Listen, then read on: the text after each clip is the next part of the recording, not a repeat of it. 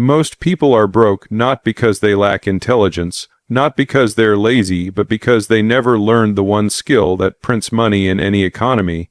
It's not crypto, it's not stocks, and it's definitely not saving your damn coffee money.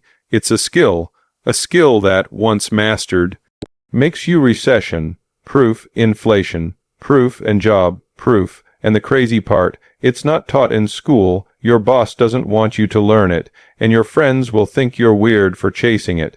But if you want freedom, the kind that pays you while you sleep, then listen up. Because I'm about to show you the one skill that consistently generates wealth, and no, it's not sexy, but it works every single time. Most people spend their lives waiting for the right opportunity to come along, the perfect market, the perfect time, the perfect product idea. But that mindset keeps them broke, because the truth is, opportunity is massively overrated. Skills are what matter. Skills are what pay. The people at the top, the ones consistently generating wealth across industries, across recessions, across economic cycles, they're not chasing opportunity. They've mastered a skill so well that the market becomes irrelevant. When you've built real skill, not just surface level knowledge or feel good motivation, you stop relying on luck. You stop hoping someone gives you a shot. You create your own shots. You don't need the stars to align because you're the one aligning them. This is the fundamental difference between winners and everyone else. Everyone else thinks, if I just had a better idea, if I just had funding, if I just had more followers, if I just had time. Winners think, if I get really in good at this one skill, I'll win regardless of what the world throws at me.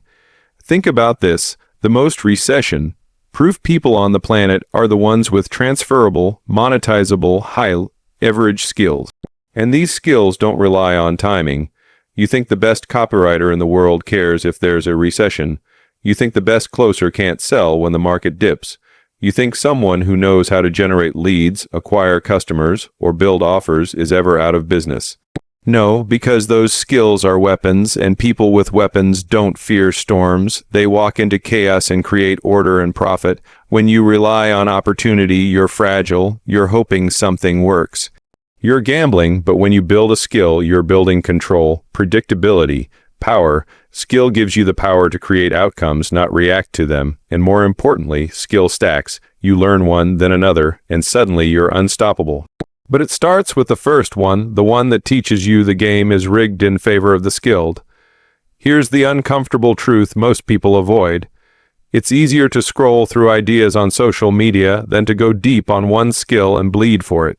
It's easier to take courses, read books, and tell yourself you're learning than to put your ego aside and suck at something long enough to get good. Because mastery is boring. It's not sexy. It's reps. It's feedback. It's repetition, but that's the price. That's what separates wealth creators from wannabes. Anyone can download an opportunity. Few will upload the discipline to get world-class at something. The irony is, once you master a skill like sales or copywriting or offer creation, opportunities come to you. You don't chase them anymore. They chase you because the market rewards competence. People want to give their money to those who can solve problems. And that's what skill is. It's your ability to solve problems better and faster than anyone else. The better you solve, the more you earn. And it compounds. You can put a skilled person in any business model, agency, coaching, SaaS, real estate, e-commerce, and they'll figure it out. You drop an unskilled person into the same model, and they'll drown. Not because the model is bad, but because they never learned how to swim. And this is why people jump from opportunity to opportunity, because they think the opportunity is the missing piece, but it's not. Their lack of skill is. There's a reason the same people win over and over again, different markets, different industries, different cycles. It's not luck. It's not magic. It's not timing. It's that they've built something so valuable internally that the external environment becomes noise. They know how to create, they know how to sell, They know how to lead. These are skills, not gifts, not talents, learned, practiced, earned. So when someone asks what the secret is to consistent wealth, the answer is simple. Get so damn good at one thing that the market can't ignore you. Make it impossible for people not to pay you, because skill scales, skill compounds, skill travels, opportunity doesn't. If you strip everything else away, the branding, the funding, the product design, the fancy website, there's one thing left that determines whether money moves or it doesn't. Selling, that's the game, that's the skill. If you can't sell, you can't generate income. Period. It doesn't matter how good your product is, how passionate you are, or how great your mission sounds. If no one buys, you lose, and most people lose because they never learn how to sell. Selling isn't manipulation, it's communication with intent.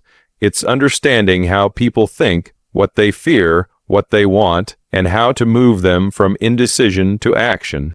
It's not about pressure, it's about clarity. The best salespeople don't push, they guide. They remove confusion. They align pain with solution. They build trust fast. And when you can do that, you can make money anywhere in any market, under any conditions. The reason this skill is so powerful is because it's universal. Every business needs sales. Every entrepreneur, freelancer, creator, and leader needs sales. You can't outsource it until you've mastered it. You can't grow without it. People try to build around it with fancy branding, content marketing, or social media engagement, but eventually it all comes down to this. Can you convert attention into money? That's sales. Selling is the direct bridge between your value and the market's wallet. It's what turns effort into income. You can work hard all day, but if you can't close, you're just staying busy. The money doesn't go to the hardest worker. It goes to the best closer. And that's why this skill sits at the foundation of wealth. Because once you know how to sell, you can turn skills into income, ideas into revenue, and conversations into contracts. The reason most people are uncomfortable with selling is because they never learned it properly. They associate it with being pushy or slimy because they've only seen amateurs do it. Real selling, high-level, professional, ethical selling is about service. It's about helping people make a decision that improves their life or business. And once you reframe that, everything changes. You stop feeling weird about selling. You start seeing it as a responsibility. Because if your product solves a real problem and you don't sell it, then you're failing the people you could help. Selling also teaches you how to handle rejection, manage objections, and stay composed under pressure, all traits that bleed into every area of life. You become sharper, more confident, more persuasive. And that translates beyond business.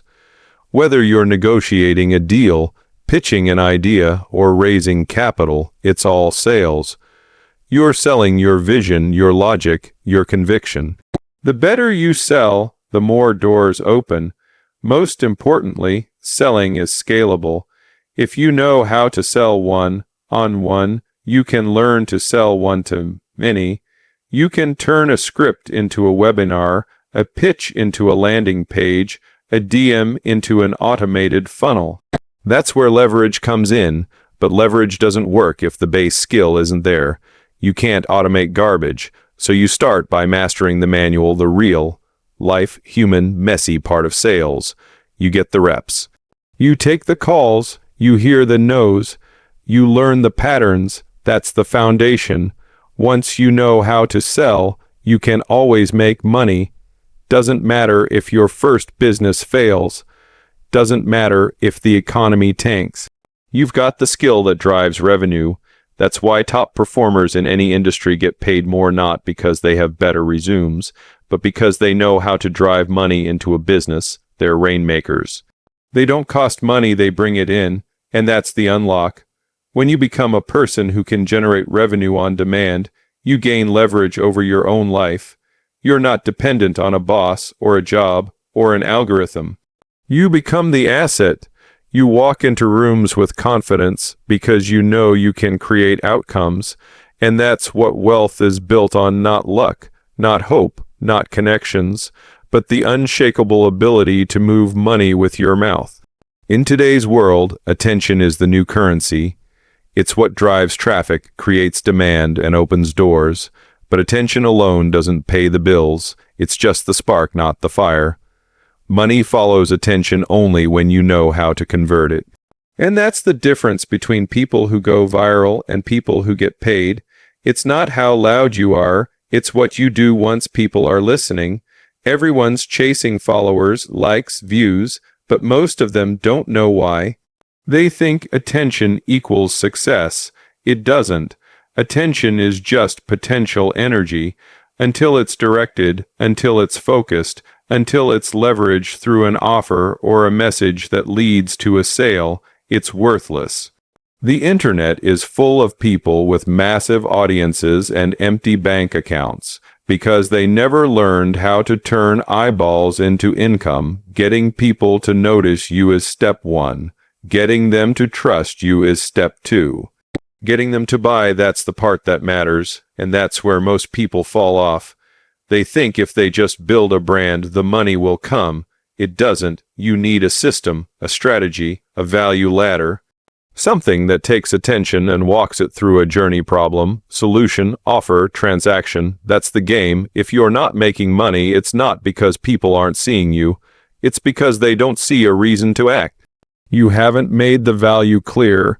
You haven't positioned the problem in a way that feels urgent, or you haven't made the next step obvious. Attention is fragile. It fades fast. You only get a few seconds.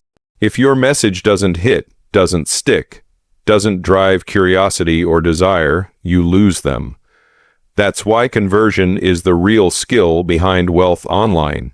You can buy ads, run SEO, go viral, but if your landing page sucks, if your offer's weak, if your CTA is vague, you're just burning attention. It's like pouring water into a bucket full of holes. You can't scale broken conversion. And you can't fake it with hype. The market's smarter than that.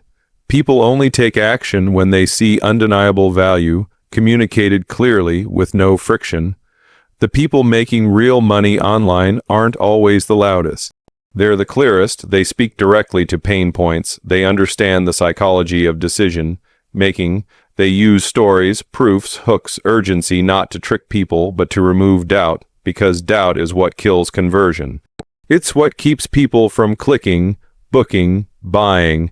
Attention without trust is noise, but attention with trust becomes power. And that trust comes from consistency.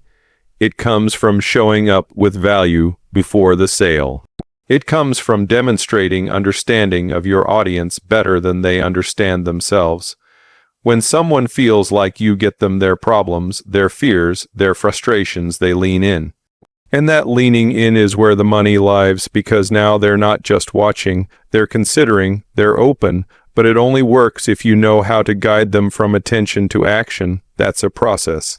It's copywriting, it's persuasion, it's offers, it's understanding the difference between features and outcomes, between benefits and emotions, between what people say they want and what actually moves them.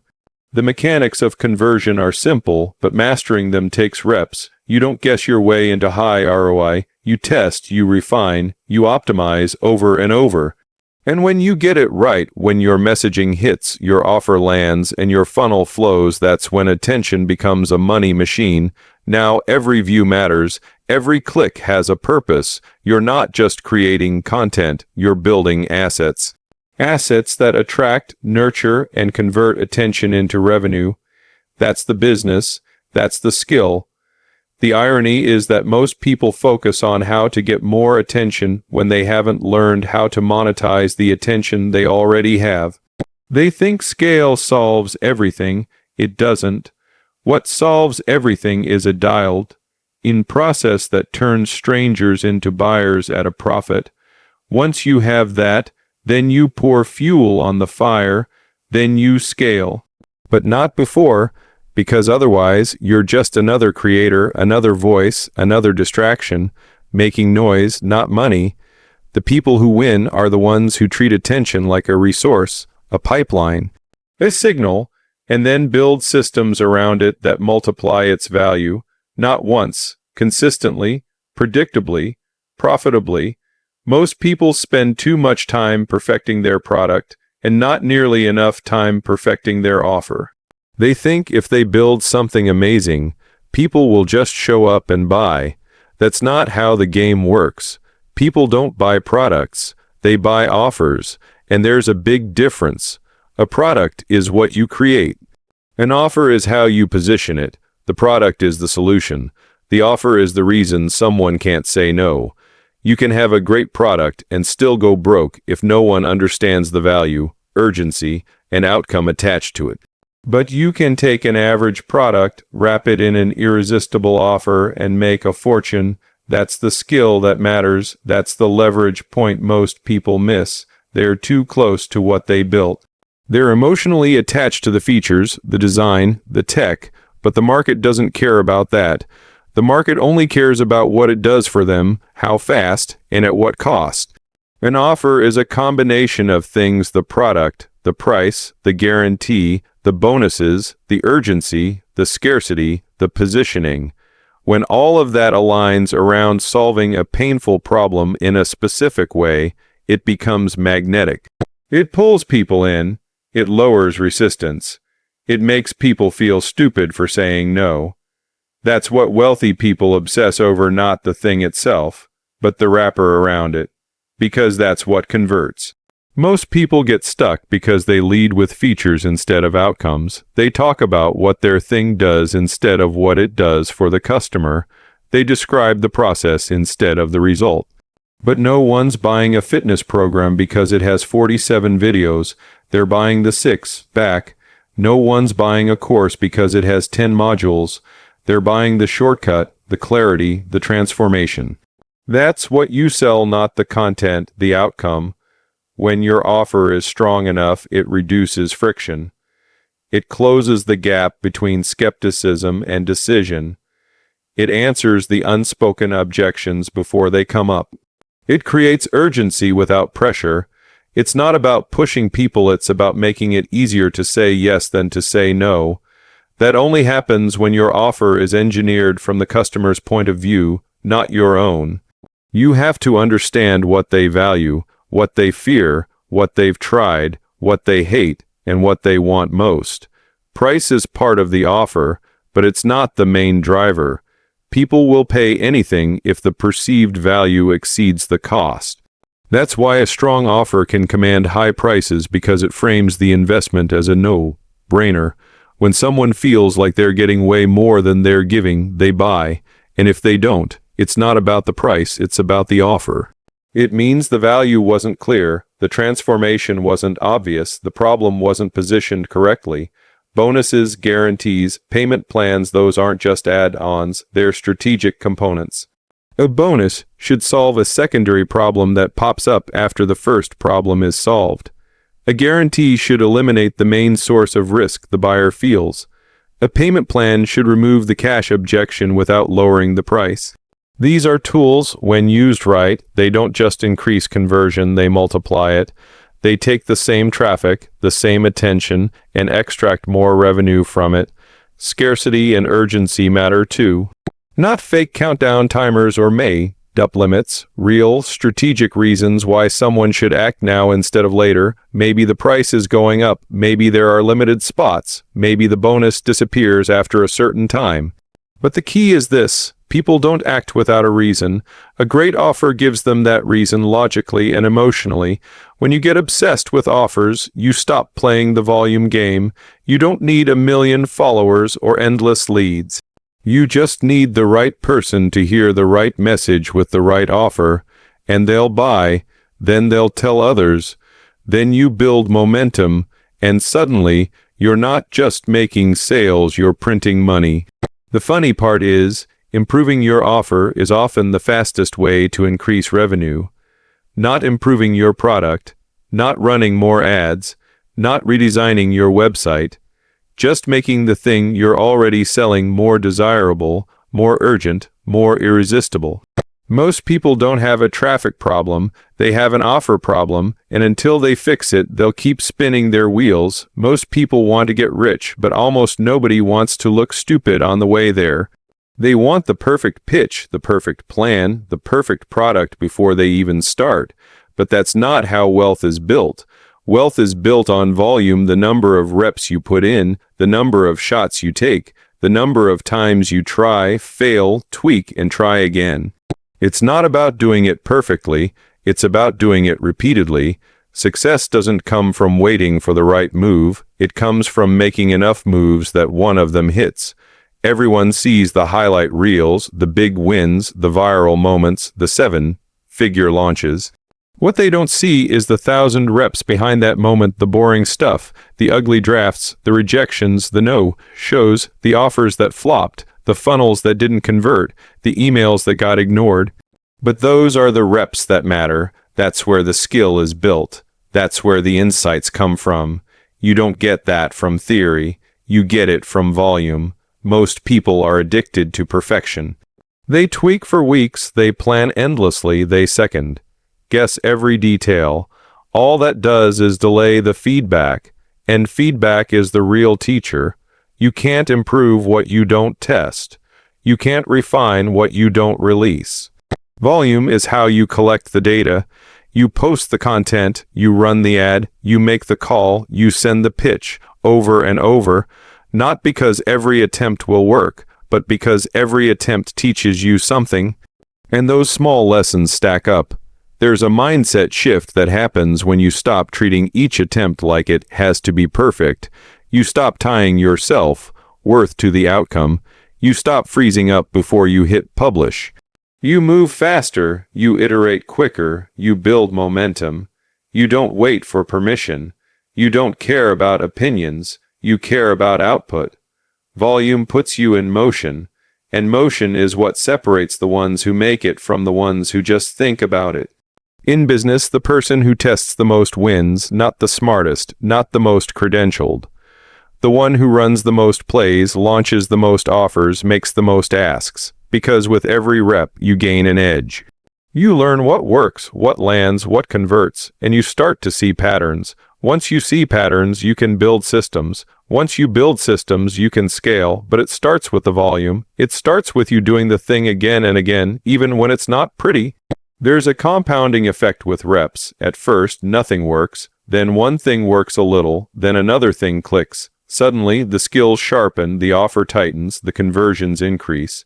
But you don't get to that point unless you've put in enough at-bats. It's like the gym. You don't get stronger by reading about workouts.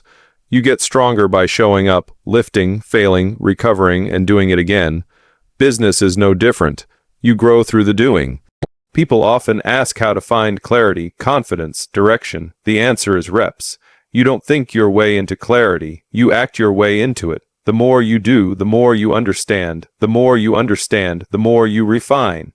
That feedback loop is only activated through volume. If you only take one shot and it fails, you'll think you're the problem. But if you take 100 shots, you realize failure is part of the process.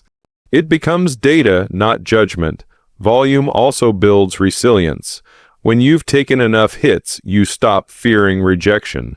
You stop overreacting to a bad comment, a missed sale, a flopped campaign. You've been there. You've seen it before. You know how to pivot. That confidence doesn't come from books or coaches. It comes from exposure. The more you expose yourself to the process, the less it rattles you. You build a kind of emotional callus. And that makes you dangerous because now you're willing to take more shots than anyone else. Wealth rewards the ones who stay in motion, the ones who show up even when it's inconvenient, the ones who don't let ego slow them down, the ones who are willing to post the cringe video, launch the half-baked idea, send the email that might flop not because they don't care, but because they care enough to move. Most people never get the reps. They quit at the draft, they quit at the first no, they quit before the volume kicks in. The people who build real wealth think in decades, not in days. They don't chase overnight success or quick dopamine hits from short-term wins. They build things that compound. They understand that skills compound, relationships compound, brand compounds, money compounds, but only if you stay in the game long enough for those effects to take place. Most people never experience the real payoff because they quit too early, pivot too fast, or burn everything down because the first attempt didn't work. Compounding is invisible in the beginning. You put in effort and see almost nothing. You write the posts, send the emails, make the calls, and barely get noticed. You build the product, tweak the offer, launch again, and maybe get a few sales. The beginning is brutally quiet, but that's exactly why compounding is so powerful. Because very few people are willing to endure the silence long enough to reach the spike. Most stop right before it starts to curve. If you look at any big success, someone who's built something meaningful, sustainable, and profitable, you'll almost always find a timeline behind it that looks boring. Years of learning, failing, trying, adjusting. Not just one big break, but thousands of tiny choices, most of which didn't seem to matter at the time, but when stacked over time, became unstoppable. The person you see today with the audience, the cash flow, the leverage that didn't happen in a year. It happened because they kept showing up when no one was clapping. Long-term thinking is the unlock. It shifts your priorities. You stop chasing trends. You stop obsessing over vanity metrics. You stop comparing yourself to people on year 5 of their journey when you're on month 6. You start focusing on durability, on assets, not flashes, on building systems that make money while you sleep instead of chasing one-time sales that dry up the moment you stop posting. You start planting seeds instead of trying to harvest all the time. The game of wealth isn't played in sprints, it's played in seasons. Some seasons are for building, some for testing, some for harvesting, some for learning. But if you're always trying to win every single day, you'll burn out. You'll make desperate moves. You'll kill momentum by changing direction too fast. Long-term thinkers move differently. They're patient with the outcome, aggressive with the process. They're willing to delay gratification because they know what's coming if they keep doing the work. You also start thinking differently about decisions. You don't ask, what gives me the biggest return today? You ask, what puts me in a better position a year from now, 5 years from now? That's how you choose what to work on. That's how you hire, how you price, how you build offers, how you choose markets. You stop reacting to emotions and start executing on principles. That's what keeps you grounded when things get hard, because they will. Long-term thinking also protects your reputation. You stop looking for shortcuts. You stop overpromising to close quick deals. You realize that every interaction is a deposit or withdrawal from your trust account. And trust is the most valuable currency in business.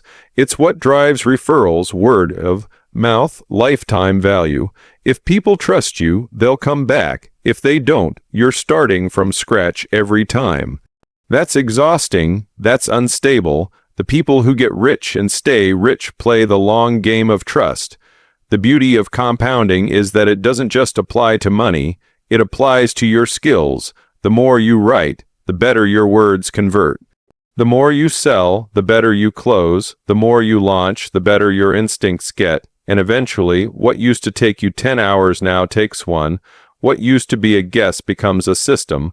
What used to feel hard becomes second nature. That leverage makes everything faster, but you only get that if you stick with it long enough to build it.